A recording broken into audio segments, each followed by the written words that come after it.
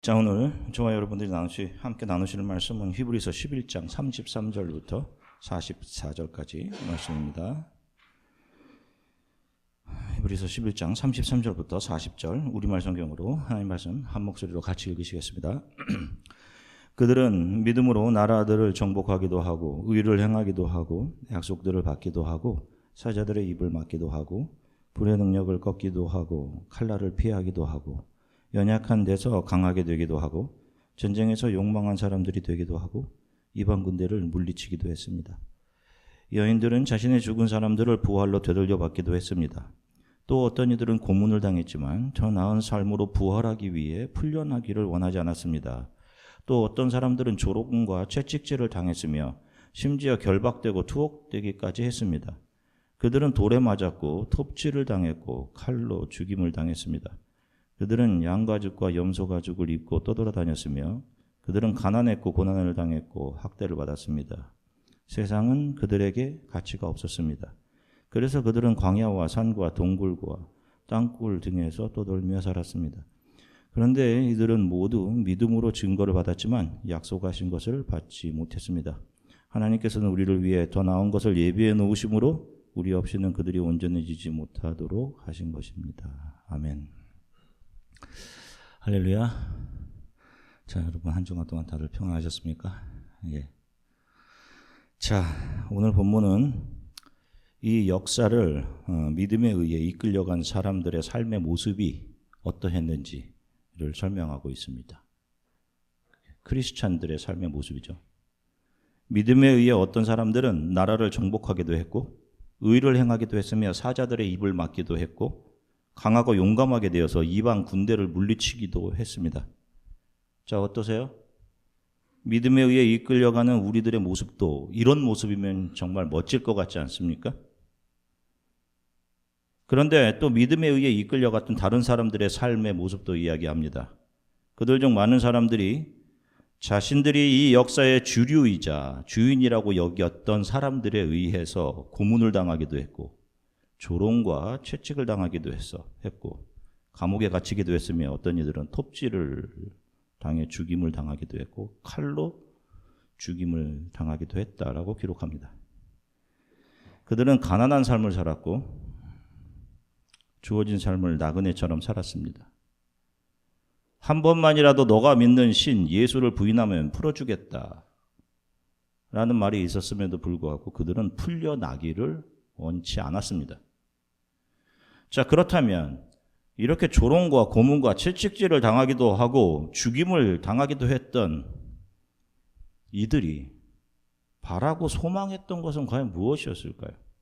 무엇 때문에 이들은 이런 불이익들을 당하며 누구에게나 한 번 똑같이 주어지는 한 번의 인생 아닙니까? 저와 여러분들도 지금 그 인생을 살아가는 거잖아요. 왜 그런데 그들은 정말 나그네의 모습같이 이 세상에 손가락질하는 실패자의 모습으로 자신들에게 주어진 한 번의 인생을 살아간 걸까요? 자, 솔직히 지금 우리가 사는 이 세상에는 너무도 좋은 것들이 많습니다. 먹고 즐기고 누릴 것들, 볼 것들 너무 많죠. 물론 퀄리티의 차이는 있겠지만 이 성경에서 언급된 이들이 살던 시대에도 즐거운 것, 누리고 싶은 것들이 많았을 것입니다. 분명히. 그런데 그 모든 것들을 버릴 만큼, 심지어 자신의 목숨까지 버릴 만큼 그분들에게 소중했던 것은 과연 무엇이었을까요? 저는 이렇게 우리의 앞서 이 역사를 믿음으로 지나갔던 분들의 삶을 저와 여러분들의 삶에 적용해 보는 거 아주 중요하다고 생각합니다. 성경을 읽으면서 우리가 해야 될 부분이에요. 방금 언급된 이 신앙의 사람들은 각자 하나님께서 놓으신 시간대, 그 자신이 살아가야 되는 그 시간대를 믿음을 붙잡고 살아갔던 사람들입니다. 하나님의 사람들이었죠. 저와 여러분들은 오늘 2025년을 크리스찬으로 살아가고 있는 겁니다.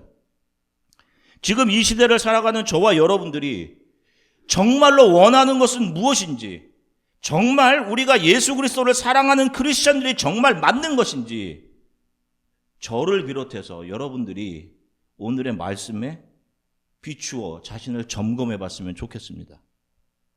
참 놀라운 것은 성경이 이 믿음으로 불이익을 당하는 것을 오히려 기쁘게 여기며 지나갔던 이들이 세상은 그들에게 가치가 없었다. 이렇게 기록하고 있는 점입니다. 세상이 가치가 없다니. 여러분 어떻게 생각하세요? 이 세상에 여러분들에게 어떤 의미인가요? 아니, 이 세상이 얼마나 재미있고 성공하면 돈과 명예와 즐거움과 멋진 삶이 보장되는 것 아닙니까? 이 세상? 히브리서 11장 39절부터 40절 한 목소리로 같이 읽으시겠습니다. 그런데 이들은 모두 믿음으로 증거를 받았지만 약속하신 것을 받지 못했습니다. 하나님께서는 우리를 위해 더 나은 것을 예비해 놓으심으로 우리 없이는 그들이 온전해지지 못하도록 하신 것입니다. 아멘. 자, 보세요. 우리가 종종 예수님 오시기 이전 구약시대 사람들은 어떻게 구원을 받았을까? 이에 대한 의문을 품곤 합니다. 자, 어떻게 생각하세요? 예수님께서 이 역사 안으로 들어오시기 이전, 메시아이신 예수님께서 그 이전 사람들은 도대체 어떻게 구원을 받을 수 있었을까요? 율법을 잘 지킴을 통해서? 아니면 종교적인 열심을 통해서였을까요? 자, 아브라함이 모리아산에서 자신의 아들을 제물로 드리려다가 하나님께서 그 산에서 준비하셨던 양을 보게 되죠. 그리고 그가 무엇이라고 그 산에서 외칩니까? 혹시 기억나세요? 그 산에서 뭐라고 외치죠? 여호와 이레. 여호와 이레. 이 여호와의 산에서 준비될 것이다. 수풀에 뿌리 걸려있는 양을 통해서 먼 훗날 그 모리아산, 거기에 예루살렘 성이, 시티가 세워지지 않습니까? 이 산에서 준비될 어린 양, 예수 그리스도를 그가 본 것이죠. 이 산에서 메시아가 준비될 것이다. 이렇게 외쳤던 것이죠. 예수님께서 오시기 이전 사람들은 여인의 후손, 바로 이 그리스도 예수를 바라는 믿음으로 구원을 받은 겁니다. 언젠가 그리스도가 오셔서 우리와 우리의 후손들, 이 모든 인류를, 하나님의 자녀들을, 그들의 죄를 용서하실 것이다. 히브리서 11장 39절에는 이렇게 믿음으로 살다가 불이익을 당하고 심지어 목숨까지 내놓았던 사람들이 믿음으로 그들이 증거는 받았는데 약속하신 것을 받지는 못했다. 이렇게 기록합니다. 이 약속하신 것이 바로 예수 그리스도입니다. 그들이 예수 그리스도를 직접 만나지 못했죠. 시차가 있었으니까. 그들은 이 예수 그리스도를 바라는 믿음으로 산 것이고 지금 저와 여러분들은 오신 예수 그리스도를 믿는 믿음으로 살아가고 있는 겁니다. 그들을 온전하지 못하도록 하셨다라고 하셨죠? 그 믿음의 예수님 오시기 전의 사람들을. 말씀은 예수님이 오시기 전 믿음으로 산 사람들과 예수님이 오신 이후 믿음을 붙잡고 살아가는 사람들을 다 완전하게 하나님의 가족으로 만드시겠다. 이런 의미예요. 그리스도 안에서 그들과 예수 그리스도 오시기 이전의 사람들과 그 이후에 우리들이 모두 그리스도 안에서 한 가족으로 편입이 되는 겁니다. 예수 그리스도께서 이 땅에 오시기 전 시대를 살아갔던 아브라함, 모세, 기드온, 다윗, 다니엘은 무슨 자격으로 하나님 앞에 설 수 있었던 것일까요? 그들의 훌륭했던 삶입니까? 아니면 다니엘과 같이 하루에 3번씩 예루살렘을 바라보며 기도했던 열심 있는 행위 때문이었을까요? 그들이 하나님 앞에서 의롭다고 인정을 받을 수 있었던 것은 장차 오실 여의대 우선 예수 그리스도를 간절히 바라고 소망했던 믿음에 의해서였습니다. 히브리서 11장 1절부터 2절 같이 읽겠습니다. 믿음은 바라는 것들의 실체며 보지 못하는 것들의 증거입니다. 참으로 조상들은 이 믿음으로 인정을 받았습니다. 자, 히브리서 11장이 믿음이 무엇인가에 대해서 이야기해 주고 있는데 믿음에 대해서 이야기를 하면서 믿음에 대한 정의를 이렇게 내립니다. 믿음은 바라는 것들의 실체, 보지 못하는 것들의 증거. 영어로 보면 Now faith is being sure of what we hope for and certain of what we do not see. 보이지 않는 것들을 증거하는 것이 믿음인데 보이지 않는 것들을 증거한단 말이에요. 믿음은.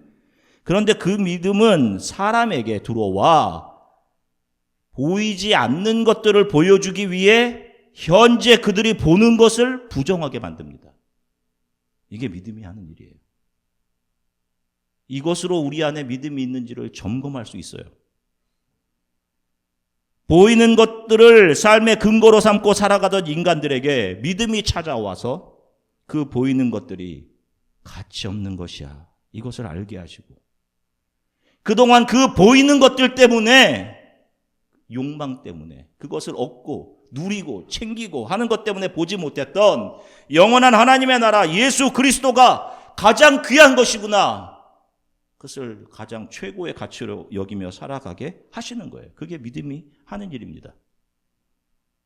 살기 좋아질수록 사람들은 점점 더 보이는 것에 신경을 쓰고 살아가게 되고 자신의 겉모습을 점점 더 강화해 갑니다. 먹을 것에 대한 걱정이 없어지죠. 이제 골라 먹는 시대가 됐습니다. 점심에 뭐 먹을까? 저녁에 뭐 먹을까? 주는 대로 먹지 않아요.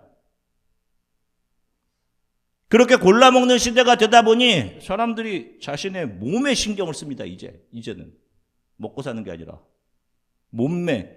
죽어라고 먹고는 살이 붙으니까 이제는 달리고 달려서 땀을 내서 이제 몸에 살을 빼려고 해요. 가난한 나라 시골에 가보면 누가 어떤 옷을 입고 다니는지 그것으로 서로 판단하거나 그래서 불편해하거나 하지 않습니다. 저희 교회가 협력하고 있는 선교사님이 계시는 캄보디아, 그 캄보디아에서 최오지, 북쪽에 있는 최오지 라따나 끼리라는 지역에 우리 선교사님이 거기 계시죠. 거기 갈 때마다 느꼈던 것인데 거기 사람들은 옷을 보면요, 옷이 다 헤어져 있습니다. 그리고 옷 색깔이 한결같이 다 똑같아. 황토색. 라따나 끼리라는 말이 보석산입니다. 보석산. 그런데 그 보석을 캐려면 황토를 막 해야 되거든요. 옷이 다 황토색이 되는 거야, 사람들이. 붉은 흙이 옷에 물들어서 그렇습니다. 어떤 색의 옷을 입던 그 옷 색깔이 한결같이 몇 번 입으면 다 황토색으로 변하는 거예요. 그래서 옷들이 다 똑같아져. 빨래를 해도 그게 염색이 되어서 지워지지 않습니다. 그래서 그런지 그곳 사람들은 사람들이 무엇을 입든지 다른 사람들을 의식하지 않습니다. 우리는 뭐 좀 챙겨 입어야 되는데 그렇지 않아. 그런 게 없어. 그리고 무엇을 입었는가로 서로를 판단하지도 않습니다. 뭐 다 똑같으니까. 그런데 더 진보됐다고 하는 사회에서는 달라요. 입고 있는 옷에 의해서 사람이 평가됩니다. 어떤 브랜드이냐에 따라서도. 사람이 물질을 평가하는 것이 아니라 사람이 만들어낸 물질에 의해서 사람이 평가돼. 그래서 사람들은 그 좋은 평가를 얻기 위해서 자신의 겉모습을 강화해가는 것에 삶의 의미를 두면서 살아가게 돼요. 그게 삶의 목적이야. 내가 만들어낸 물질에 의해서 내가 평가받는 것, 좋게 평가받는 것이 삶의 목적이야.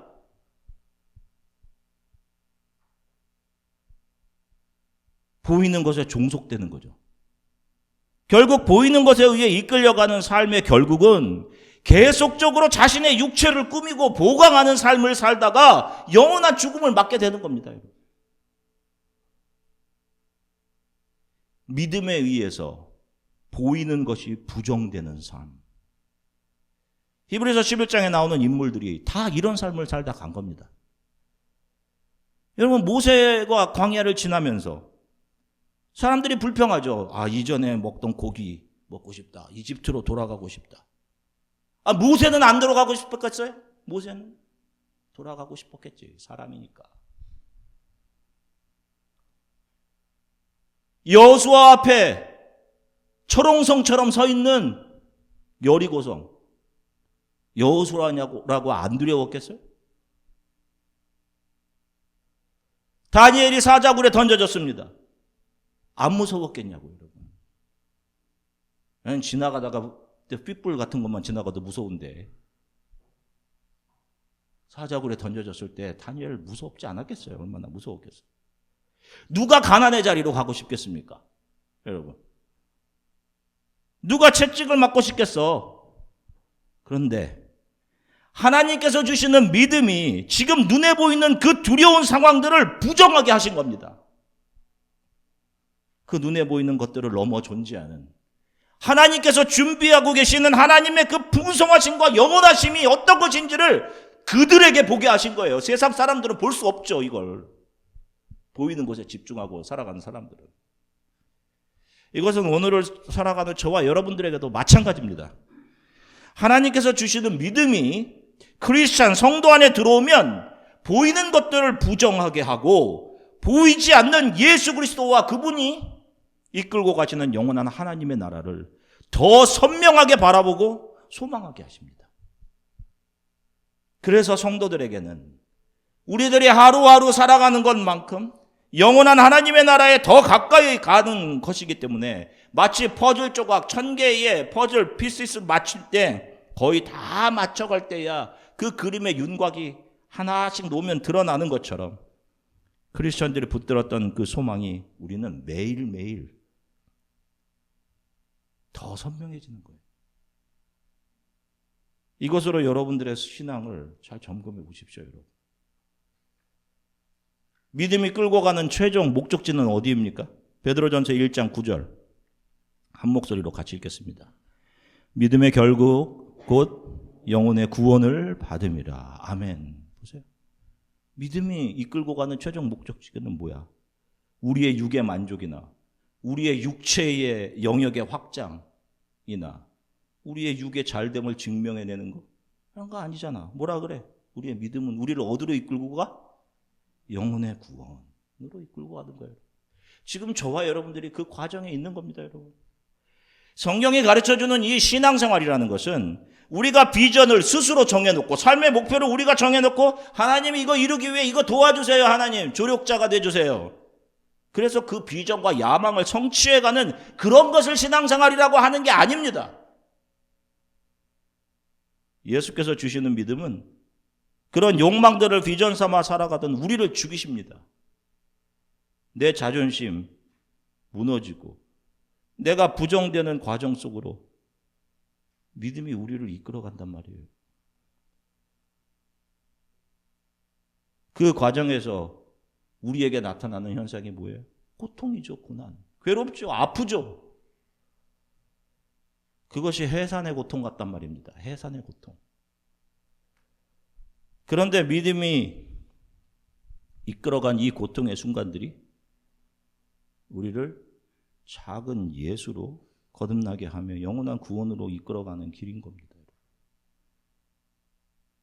이래서 성도들에게 예수 닮음의 모습이 나타날 수밖에 없는 거죠. 육신에 속한 세상의 측면에서 보면 고난이고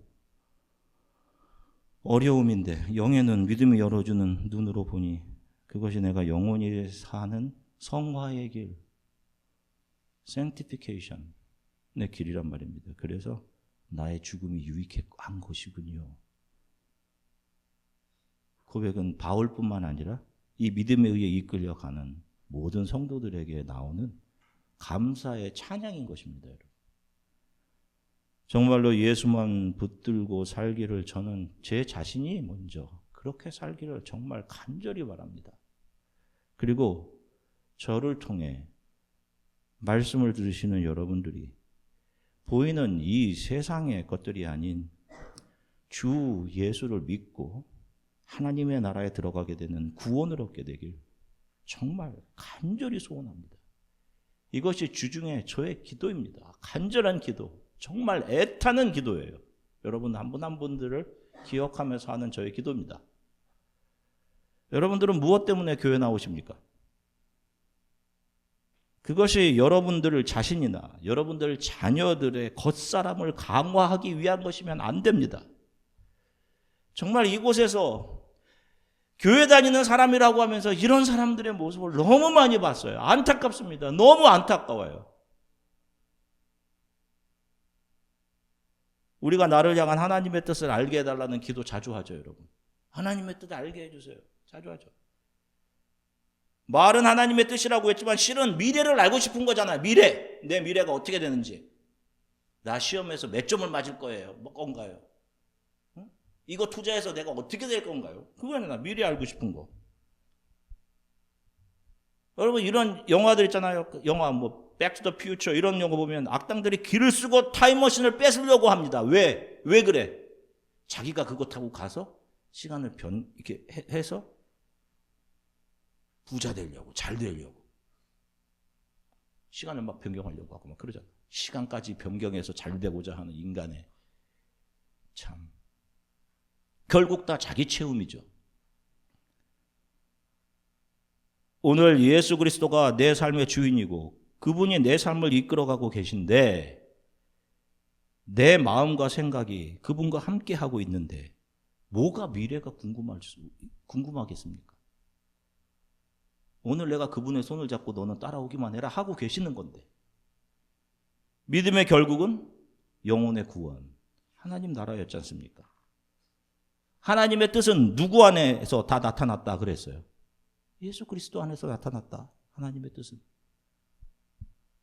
그분이 우리들 안에서 믿음으로 우리를 이끌고 가고 계시다면 오늘도 그렇게 하고 계신 것이 분명하다면 그것 자체가 오늘 하나님의 뜻이 우리 안에 나타나고 있는 거예요. 그걸 신뢰하지 못하는 것을 불신이라고 하는 겁니다. 상황은 힘든데 나의 손은 예수께 붙잡혀 있는 겁니다.